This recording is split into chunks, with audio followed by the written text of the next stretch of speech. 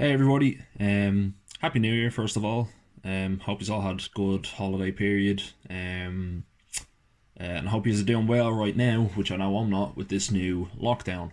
I wanted to make this video 2 or 3 days ago, when they first announced that we were going back into level 5, because I think it's completely irresponsible decision from the government.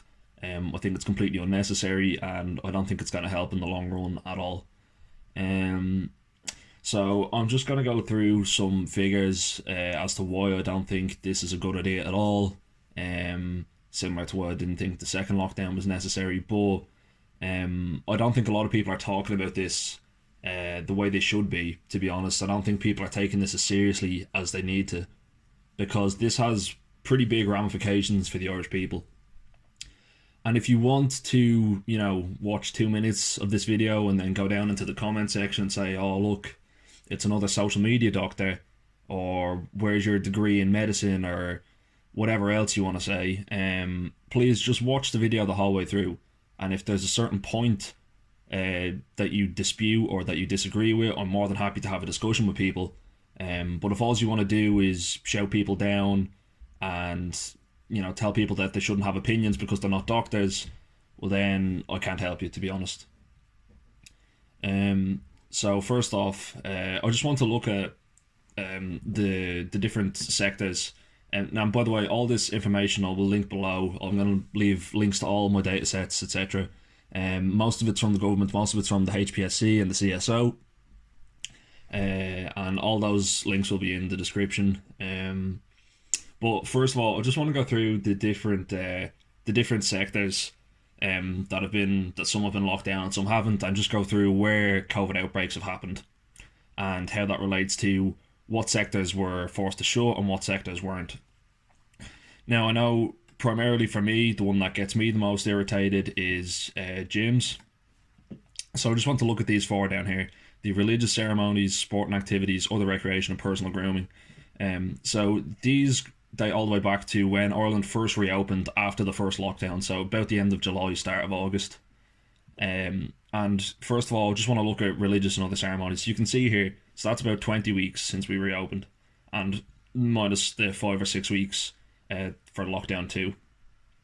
You can see here religious and other ceremonies, but there's been 24 outbreaks. You can find this data on the HPSC and look at coronavirus outbreak clusters, and it will give you this table. So you can see there's been 24 outbreaks, with regards to religious and other ceremonies. So that could include funerals and weddings as well, which of course have been heavily restricted. Sporting and fitness, there's been 28 cases in that same period, and now keep in mind 5 of those cases actually occurred during the second lockdown, when gyms were closed. So as far as I'm concerned, this is closer to 23, because it doesn't really make a lot of sense where those 5 cases came from when this was already locked down.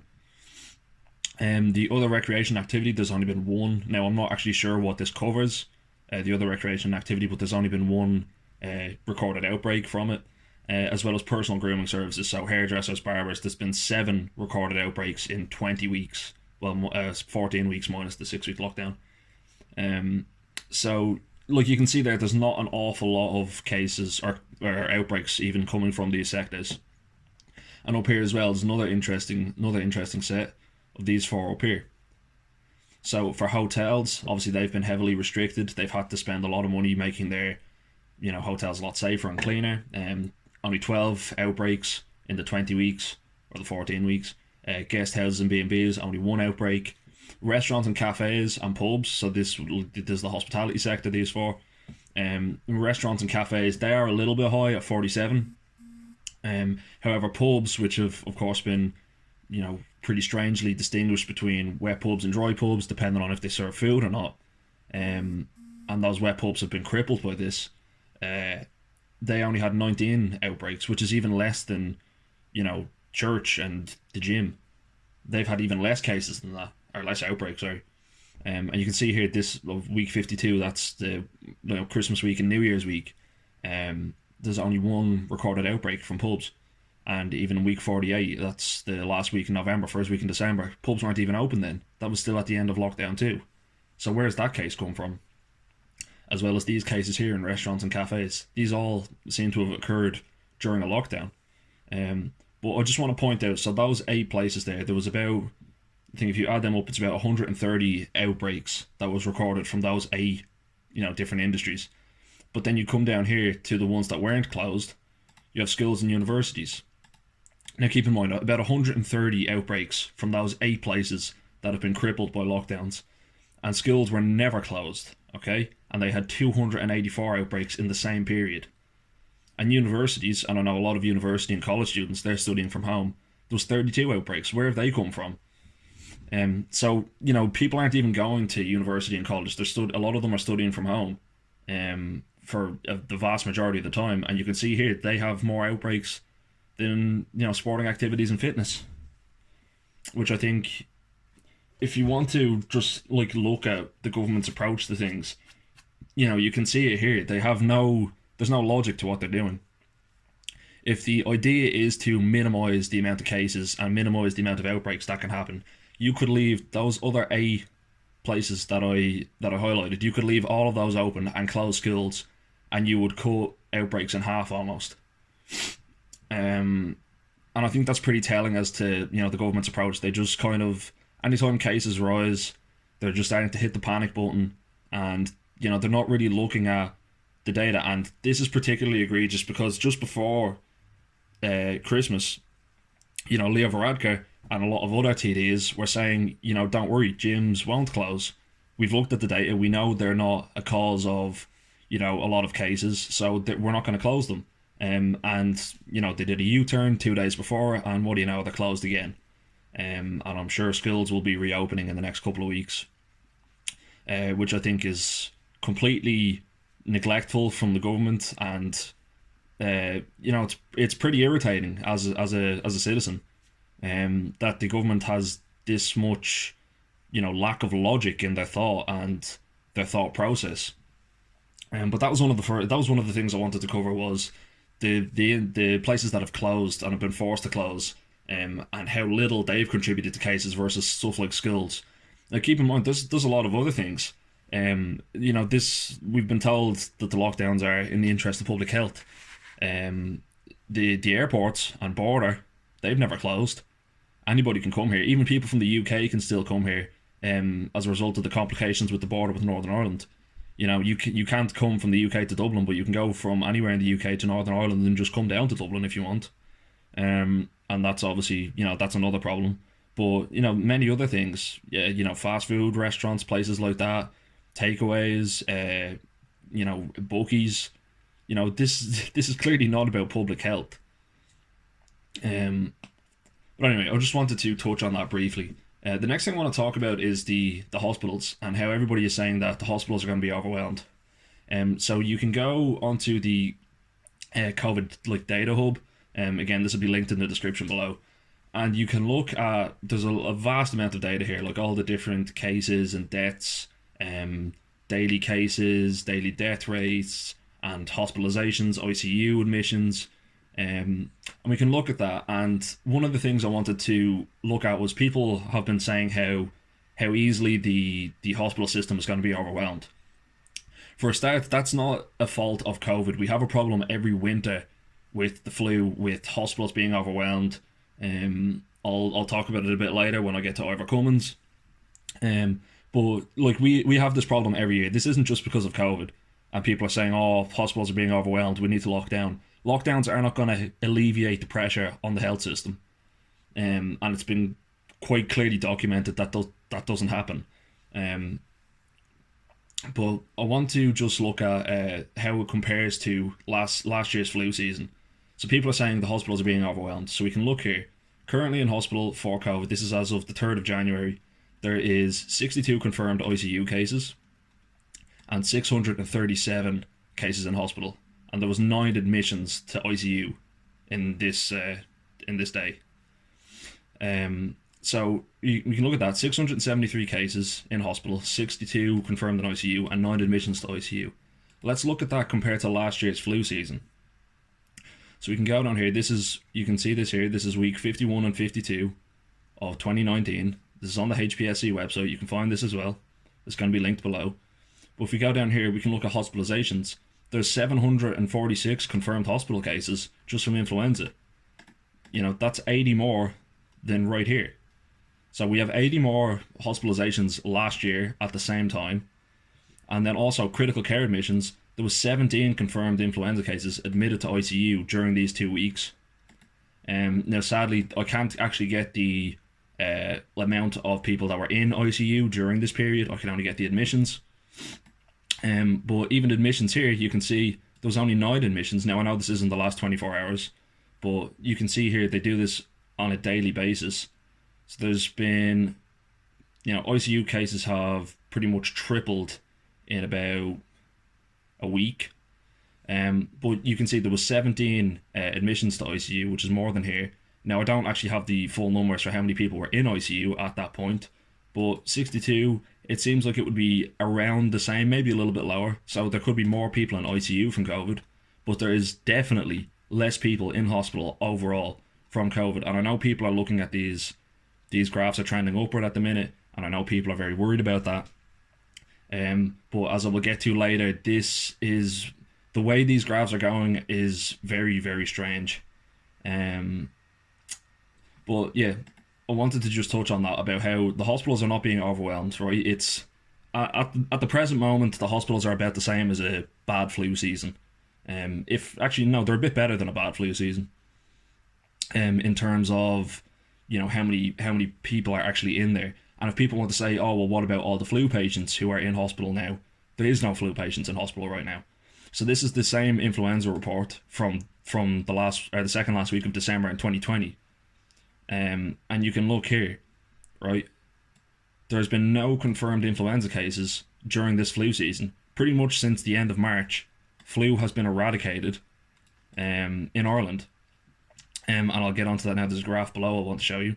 But you can see here as well, no confirmed hospital cases from the flu, no deaths because of the flu, no ICU admissions because of the flu. And we can see that in this graph here. So this over here in the blue and yellow, this is last year's flu season, so the end of 19, start of 2020. And you can see here, peaks out here, and I think that's the last week of December in 2019, peaks out very high. The blue bars being influenza A, yellow being influenza B. And you can see this red line pretty much trends with it, and that's influenza-like illnesses per 100,000. And you can see it's pretty similar, follows it pretty reliably. But then we get to week 11 and 12. So this is the end of March, start of April, when COVID really hit.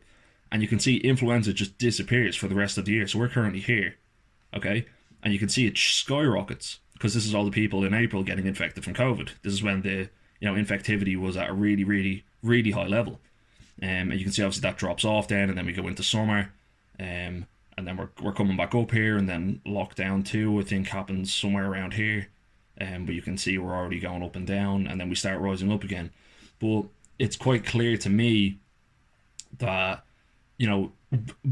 by this data that the government themselves have provided, that hospitals are quite clearly not being overwhelmed. They're doing as well, if not better, than they were last year. Now, maybe you could argue the ICU beds is a bit more worrying, but we're not at a crazy level. Because if we look here, there's a weird discrepancy here between the ICU beds and the hospital beds. So if we look here during April, okay, so the pandemic really hit at the start of April, and there's about a 2-week delay, maybe a week delay between, when cases really start spiking and when the hospital cases kind of really spike as well. So I think cases started to rise really rapidly around the last week of March, so around here, and then you can see it ramps all the way up to 900 people in hospital confirmed with COVID at this point. And then obviously it goes back down, it kind of disappears over the summer. Then we come into the winter, where we know respiratory illnesses cause more people to go into hospital, and we start coming back up. We lock down about here, when we seem to have curled over a bit. We seem to have flattened out. And I'll talk about that a bit later, about how the level 5 lockdowns in October, at the end of October, and all the way through November, didn't really affect any of this. But you can see we're already coming down. Lockdown, the impact of lockdown happens about here, when we're already on the way down. And then obviously we get this stark rise in cases again. But you can see here, this is nowhere near the way it was with ICU. And you can see there's an even bigger delay with ICU. So you can see we peak out here in cases pretty early in April, but we don't peak out in ICU cases until about halfway through April. But as you can see, yeah, we're nowhere near the level of, we were, I think, 3 times worse in terms of ICU cases, whereas we're almost the same as hospital cases. So a lot less severe, I think, now. It's pretty clear from that data. Something I just want to touch on really quickly is the deaths and mortality of COVID. So we can see here, again, this is as of the 3rd of January, and this is updated every day. You can go, like, these figures will probably have changed by the time I upload this. But we can look here, total deaths.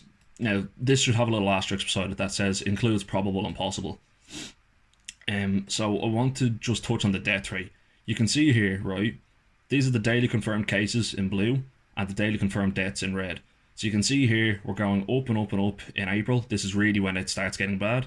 You can see deaths are pretty high. We're at 77, 49, 42, 43 I think was there in there as well. So we have a lot of people dying here and about 1,000 cases a day at the very peak in April. And then we get to the end of May. There's 100 people dead one of those days. We get to the end of May, really.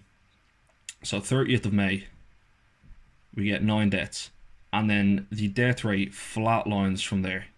Completely flatlines.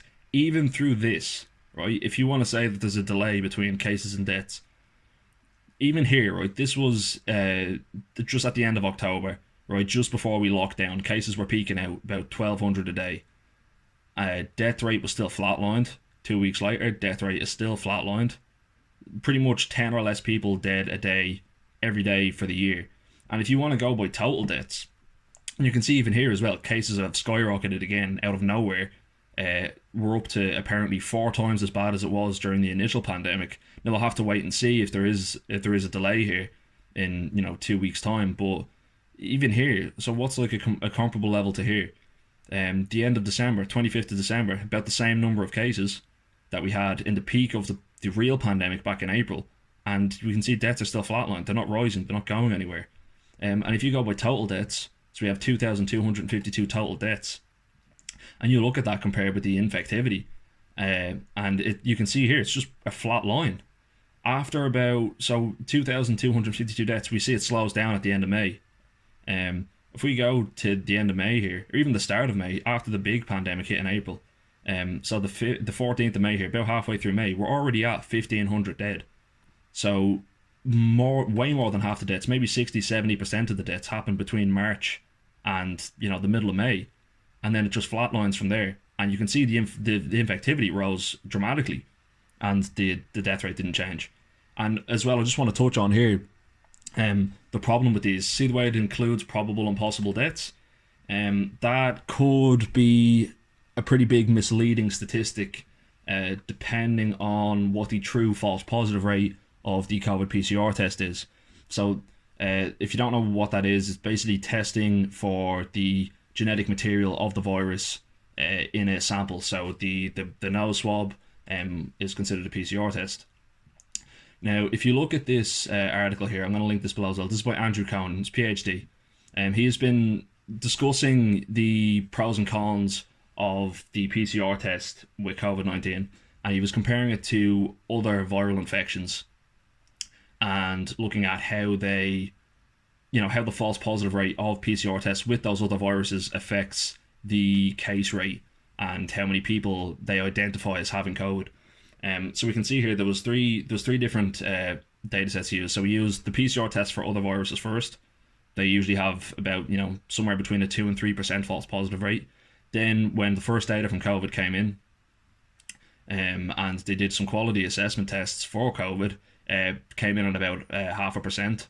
And then the data from the actual use of PCR tests, so this is like field data from people actually testing, is somewhere between 0.2 and 0.9%. Now I know some doctor from UCD said it was about 0.1 to 0.2%. I would believe it's somewhere in between what he said and what this guy is saying, so maybe 0.5%, I think would be the most likely. And I will just quickly skip over the math. Basically, if the false positive rate is about 0.5%, then if we go here to where the actual cases are, or the actual tests that you did, which is down here. We can see they did about 2.4 million tests. If there's about 0.5% of a false positive rate, that means 12,000 tests out of here returned positive where they shouldn't have. So 12,000, that could be about, we can see here, there's about 111,000 positive cases. That's about 10%. Now, obviously, the false positive rate could be lower. The data that we have could be incomplete. It could be down to 0.1%, and then we're into like 2,000 maybe false positive cases. But it also could be higher. It could be 1%, could be even 2%. But at 1%, that's 24,000 false positive cases, which is almost a quarter of all positive tests. And when you factor that in here to the deaths, I know it doesn't seem like a lot, but if you take, even as I said, like maybe 10% of those cases are false, that means 10% of these deaths could be false, and that's over 200 people. And that's the problem with this probable and possible cause. If you die and you're brought into hospital and you have a positive PCR test, and you die in there, it's going down as it's badged as a COVID death, which I think is a big problem because it's very misleading, and it's negatively impacting how people view the survival rate of this virus, because they think the survival rate is lower than it actually is. But I just wanted to touch on that. I won't go too in depth onto that. But yeah, I want to touch on, I'll link both of these YouTube videos below. If you haven't checked out Ivor Cummins, I would highly recommend you checking him out. He has been on top of COVID since day one. Very little of his own opinion, all facts, all numbers. He shows where his data is coming from. Very, very reliable, very accurate. And he discusses a few things that I want to talk about here. So one of the things I've said since the beginning is we should have did what Sweden did, which was never lock down. Don't put in, don't force people out of work, don't force unemployment, and don't force, issues with people in their own personal life. And you can see here, so just to explain what's going on here, this blue line here is from Euromomo. So they basically cover the deaths in European countries from all causes. Well, this particular line is all causes deaths in Sweden. And this is like through the year 2020. So this graph is lined up pretty reliably with this one. And this green one here is confirmed COVID deaths per million. So you can see here in Sweden, we go along here, March hits, the middle of March, start of April, and that's when the big COVID spike hits in Sweden. And you can see here, this is all-cause mortality. You can see here, they line up pretty reliably. A lot of people dying from COVID here, a lot of people dying from all causes here. And then, it goes down pretty, similarly. We go through summer, and then we get up to here, which is about December. And you can see here that, the COVID death rates are rising again. They're about up to what, 5.5 per million maybe. And you can see here, if we were at this point at the end of March, start of April for all cause mortality, that's about here. So that's above the red line. The red line would be, I think the red line is the average. But if we go in here, or expected mortality from all causes, and if we go here, we can see it's rising again. It's up to about 5.5 again. But you can see the all-cause mortality is down. So everybody who's saying that, you can see Sweden's paying the price now, they're not. And Sweden are way down. I think that Sweden are 22 in the mortality tables regarding COVID in the world. And, people saying, they shouldn't have done that. They're doing a lot better than people are giving them credit for. Having not locked down, their all-cause mortality is lower than it should be, pretty much, and they haven't destroyed their economy in doing that. As opposed to here, which I'll get onto in a minute. I just want to get onto the economic impacts in a moment. But just to put COVID into perspective, just to put COVID into perspective, if you look here, okay, this is the monthly deaths per million in Sweden. And you can see there's a load of, famines here. The Spanish flu was here. This was horrible. And you can see, where, really bad flu seasons are. And look where COVID is. COVID's down here. Now, obviously, it's worse than the previous, maybe 6, 7, 8 years. But you have a really bad flu season here. It's about comparable. And you can see, because Sweden never locked down, they're in a much better position than a lot of the rest of Europe. Especially the countries who, where they had slowed recoveries from the 2008 crash, and the countries that had just recovered and Ireland is one of those, which I'll get onto in a moment. But you can see here, COVID is no worse than, what's that, 2008 financial crash. Now, obviously, that's not a good metric, but it's not as, like, look at the Spanish flu. That is a pandemic. That is when you seriously need to be worried. But COVID it's a bad year, but it's not, up here where, this is, really, really, really bad pandemic wise. It's just a really bad year. And, I still commend Sweden for not locking down and for sticking to the science, basically. And the science said, do not lock down. And the WHO even, on October of 2019, before all this happened, said that you shouldn't be locking down. And they even said that, I think, again, they reiterated that, I think, in September, after the first wave of lockdowns. They said, yeah, don't lock down again. It's not an effective measure. If you're trying to control cases, lockdowns are pointless, because as soon as you reopen, case numbers will just rise again, which we saw. Yeah, I highly recommend everybody to watch this video. Ivor Cummins talks a lot about how the WHO essentially got it wrong. They claimed initially that COVID would be just one large wave, which it wasn't. It's come now that we have the data for a winter flu season, essentially. It's quite clear that this is a seasonal virus. Let me just get this to load. Only there wasn't really much. Yeah, you can see here, like, you can see Italy spikes, then goes down, then comes back up in the winter. And he goes through a lot of different countries. I really highly recommend people watching this video. A particular point of interest for me, at least, was when he goes through England, and you can see all the different places where they lock down and how ineffectual it is in controlling case numbers. But yeah, I just wanted to touch on that. And I also want to touch on data regarding Ireland. Now, people are saying, it's one of the worst years ever for mortality in Ireland. That is completely not true. These figures are gathered from the CSO and GRO. And you can see here, this big red point in 2020, this is April. This is when, the deaths from COVID are insanely high. And you can see here, that's not even as bad as the January in 2017 or 2018 for bad flu seasons. And we didn't lock down here. We didn't destroy the economy here, but we did here for some strange reason. And Ivor Cummins actually has this video was at the start of December. Ivor Cummins actually has an even more updated video where you can look at, the months since then. It's all the way up to September now. And you can see down here in, May, June, July, August, September, these are much lower than other years.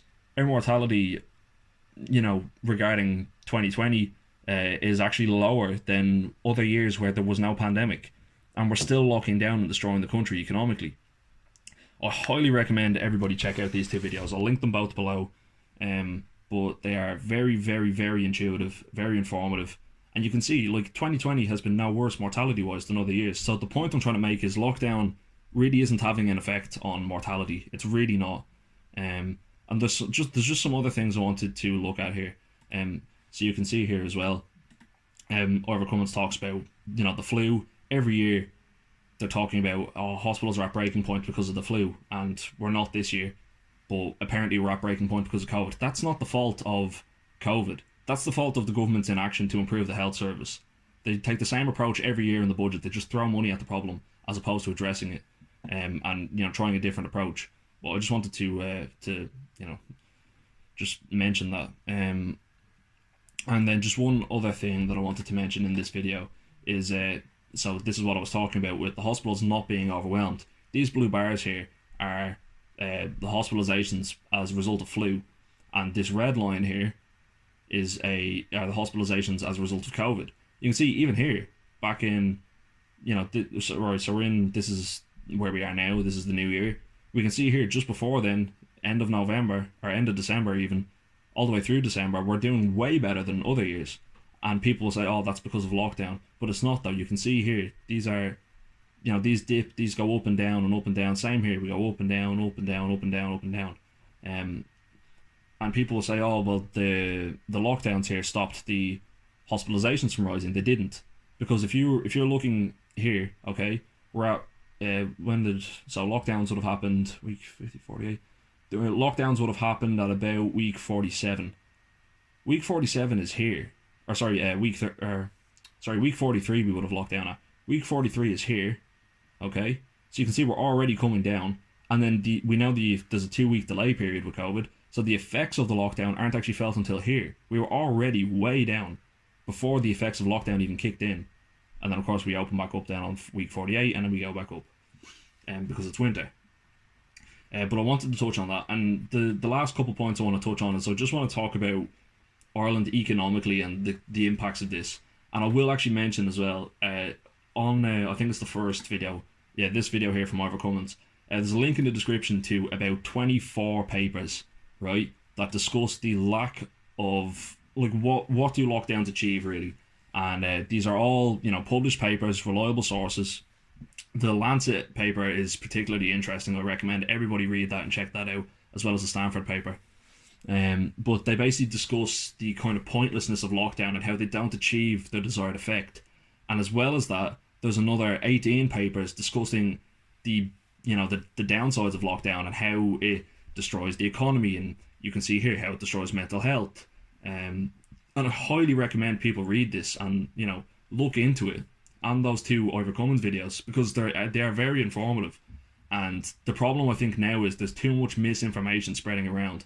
There's not enough data, and there's the typical fear mongering that happened during the first lockdown as well. You have to be afraid of what's going on. But I think the only thing people should be afraid of is what's happening economically in Ireland. So I just want to give a quick insight as to what Ireland was looking like coming into 2020. So you can see here, this green line here is the GDP. We obviously have the 2008 crash here, where the GDP just collapsed. You can see here, we're on a positive trend here. We're going up. Unemployment rate at the start of 2020 is about Celtic Tiger levels, 4.8%. I think we actually got that down even further at the start of 2022. I think it was 4.5 at one point. And then you look at the employment here in the actual thousands, and because our population is higher than it was in 2008, we actually have more people employed.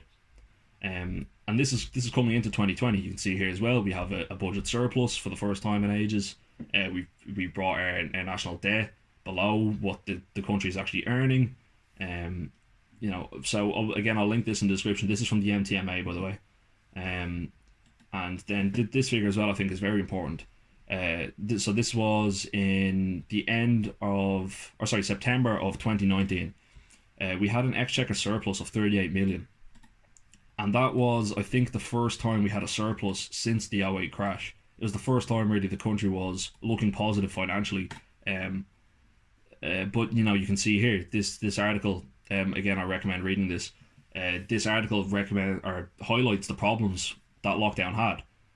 So we had an exchequer surplus of 38 million in September of last year, and we're already up to 9.5 billion in deficit. So the country is, we've just lost 9.5 million out of nowhere, thanks to the lockdowns. And that only got worse as well. This is in September. So you can see, by September, the government was already down tax receipts by 3%. Now, if you don't know, tax receipts in Ireland, I think in 2019 they made up about 60 billion, which is pretty much all of the government spending power for the budget. And they're down 3%. That's almost €2 billion just disappeared, up in smoke. And they also spent a load trying to support the economy that they crippled by locking down.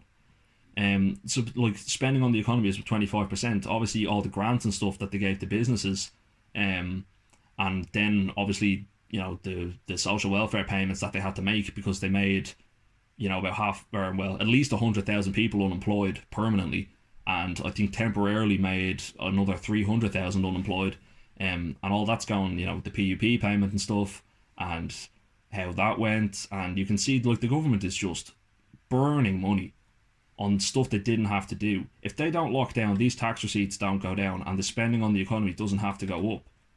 And I think this has only gotten worse since then. So this was in September. So this is before lockdown 2. This is before all the November trading disappears. And this is when businesses are foreclosing just before Christmas, so they're missing out on their end of year tax. They're also missing out on all the extra money that they had to spend on the PUP during the second lockdown, where they made 400,000 people temporarily unemployed. And if you want proof of that, you can look here. So we have the unemployment rate here. Again, this is all from the government. This is the CSO. The unemployment rate of November last year was 4.7%, and that was going down. That was on a downward trend. But we hit November this year, it's up to 7.5%. That's the true unemployment rate. So it goes up by 3%. That's 70,000 people permanently unemployed, or like actually unemployed. And then when we go with COVID and the people who were shut down during the second lockdown, it goes up to 21%. That's almost 500,000 people. I think that's over 500,000 people unemployed that are on welfare. And you can see here, this is also including people who are on the PUP. That's an absolutely insane number. 21% unemployed is, very, very, very scary. People say, oh well, more people get unemployed during this. We see the traditional unemployment rate. This is insane. That's not this. This is completely unfeasible. And they say this was the COVID adjusted unemployment rate, so we can have like temporary unemployment people here, and people who are just out of work for the 6 weeks that they were shut down. There's no telling if that is actually temporary. We'll have to see until new figures come out, maybe for January or February, how many of these people who are made unemployed are going back to jobs that don't exist anymore because the business is closed. I think that's a big problem. And I know for myself, one of the problems I have with lockdowns, regarding the stuff that I've experienced in my life and the stuff that I'm passionate about, is especially mental health issues. And I know that's what a lot of people have been saying about the gym. It's very important for the mental and physical health of people. This was a study done a few years ago. I think it was about 5 years ago. University of Salford there, yeah. And we can see they counted about 1 in 5 suicides are a direct result of unemployment. Now, I have tried to find the figures regarding self-harm and suicide for 2020, but the way that works is it's very difficult to get a hold of those figures because of the nature of suicide. Deaths as a result of suicide from the CSO do not come out until about 2 years after they actually happen. So we're not going to get the suicide data for 2020 until at least 2022. And I think then it will be very telling of how severe the government's mismanagement of this was. So we know that mortality overall didn't go up. And we know that the mortality in April, which was the worst year for COVID by far, didn't even exceed a bad flu season of January in 2017 and 2018. I would be very, very, very worried to know what the suicide figures were for 2020. With this amount of people unemployed, 500,000 people unemployed, as well as obviously the challenges of being stuck at home and not being able to do what makes you happy, and people getting stuck in their own heads. I would be very, very, very worried to see what's going on there. And the big problem that I have with this whole thing is that nobody is doing anything about it. And it's going to stay that way until the Irish people do something. The reason why the government feels they can put us into lockdown for a third time is because nobody is telling them that they can't. There has been no action by the Irish people at all. There was the one petition about the gyms being closed to move gyms to an essential service. I'm sorry, but while that was a good idea, it's really not effective, and we can see that by the fact that they closed gyms again, even after 20-something thousand people signed that petition. Like, if you are working in any of these sectors and you've lost their jobs, if you're a trainer or a coach, or you're a barber or a hairdresser or someone who works in a hotel or a pub owner, I would be out on the streets in front of Leinster House demanding that the government take some sort of accountability and let people live their lives. This is insane when you think of the levels of government overreach, that the government are telling people you cannot go out and earn your own living. And I think that people seriously need to stand up and say to the government, no, we're not going to take this anymore. Because they're going to keep doing it unless people stand up. I think what people need now is a serious, organised, march on the government, a serious protest with a lot of people that will show the government, because the problem I think now is everything's, a social media thing. When the second lockdown and now even when the third lockdown hit, for a couple of days I saw people saying, oh, I hate the government, this lockdown's a joke, and then everything just went silent. It's not enough to just post on social media if you really want to make a change. Write to your local TDs, protest, do something. I'm going to try to use this as a call to action to people to start taking this seriously. 9.5 billion deficit, that was in September. This is probably up to 15 billion now. Ireland is in severe trouble if we don't stop this, because we all know what's going to happen. I knew what was going to happen after lockdown 2. I said we're going to open for December, 1st of January we're going back into lockdown. Before any data came out, I knew that was what was going to happen, because the government is just, they're not following any science that I can see. Like Tony Holohan, when asked about this stuff, he can give no answers and no explanation as to why certain things are locked down and why they aren't. And the government's U-turn on stuff like gyms is, just it portrays that point perfectly. Of how the mismanagement and the lack of, I don't want to say lack of effort, because obviously they have to be doing something, but the they just don't seem to be taking this seriously at all, when this is a serious problem. Because I can already tell what's going to happen. If there is no march, if there is no action against the government, we're going to stay locked down until whatever, the second week of January. We're going to stay open for a few weeks. We might be able to have Paddy's Day, and the day after that it's going to shut again, and we're going to go into another 4 or 5 week lockdown. And all these places that they said, oh, we know they're not the cause of cases, we're going to leave them open, they're all going to be closed again, and all these jobs are going to keep disappearing, and the economy is going to keep falling. Every week that the country is locked down is costing millions, if not hundreds of millions, to the Irish people, and at the end of the day we're going to have to foot the bill. I would be especially worried out here for all the young people, all like the college students. If you're listening to this and you are not concerned about this, this is your problem, because you are the one who is going to be paying for it. When taxes go up and they bring in another stupid tax like the USC, they're going to bring in another tax to try and pay for this, and we're the ones who are going to suffer, because we always are. The government, they're not going to lose any jobs, they're not going to take a pay cut. It's going to be us. We're the ones who are going to pay for this, with more taxes, less opportunity. But yeah, if you see this video, please share it around. Definitely check out Ivor Cummins, these 2 videos. Definitely, if you can, check out these papers. I know not everybody finds them very interesting, but it's important to educate yourself on stuff like this. Read those papers, check out these videos. I'll link all these sources below, and take some action. Email your local TD, organise a protest, do a march, do something, because we've seen now that complaining on social media isn't enough. For the generation of complainers, all we ever do is complain on social media about the problems that are in the world, instead of taking action and doing something about them. So please, if you see this, share it around and take some action. And again, if anybody disagrees with any of the points here, I'm very happy to have a discussion. Feel free to comment or DM me or whatever. And if all you want to say is, oh look, you're a Facebook doctor, you didn't study medicine, well, I can't help you, you're already a lost cause. So yeah, thanks for watching, and please again share if you can, and goodbye.